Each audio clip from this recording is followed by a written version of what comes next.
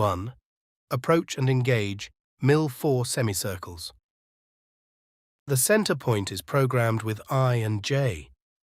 The values refer to the difference between the start point and the center point. To the prefix, from the start point, look towards the center point. The Mandala pattern engraving has a depth of 0.5 mm. It will be machined using the NC drill NCA12 at station 1. 2.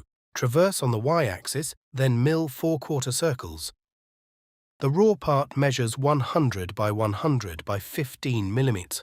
The 0 point is centered on the workpiece surface. The pattern has dimensions of 90 by 90 mm. 3. Full circle.